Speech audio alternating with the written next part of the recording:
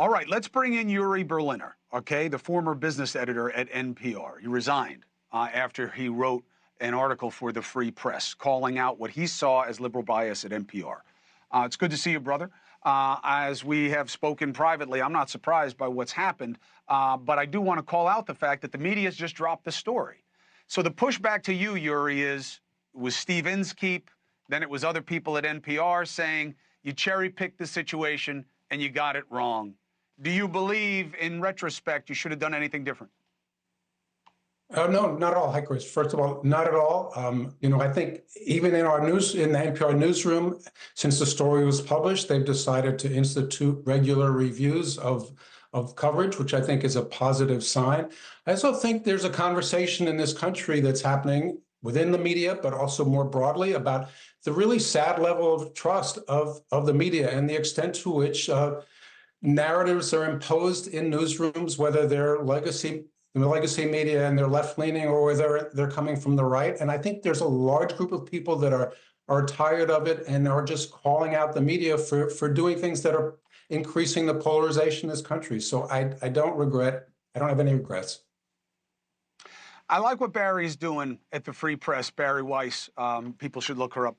I think a lot of these independent media sources are just trying to capitalize by trying to take market share, but I was moved by the media leaving this story alone. And it does feed the narrative that they only like gotcha type self-examination, but they don't want to be a part of any real discussion about how we're doing the job. What does it mean for you going forward?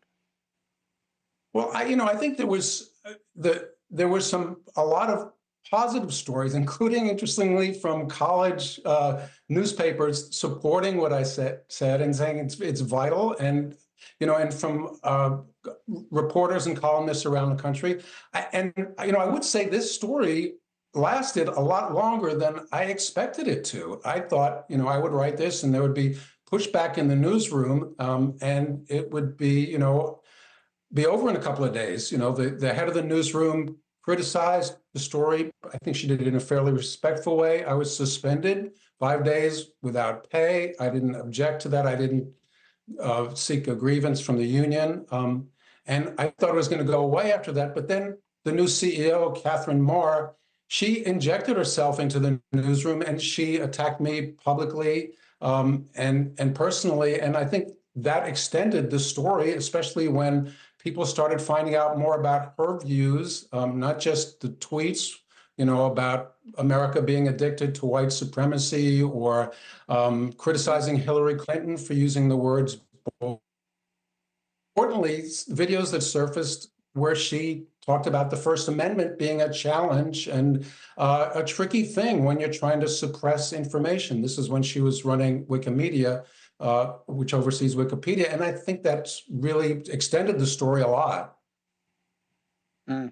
I thought it was really interesting that a lot of the pushback from the staff that came out in public at NPR was actually about making it more woke, about making it more what is ascribed that way, that they didn't like that your grievances got so much attention instead of their grievances that would have pushed the agenda even more to the left. I totally agree with you. I think that really NPR has a lot of soul searching to do about representing the country at large, being a publicly funded news organization and really trying to represent this country in all its great diversity and viewpoints. Hey, thank you for watching. Please go to newsnationnow.com, newsnationnow.com, and you can find News Nation on your television provider. And don't forget to click the red subscribe button down below. Then you will get more of News Nation's fact-driven coverage.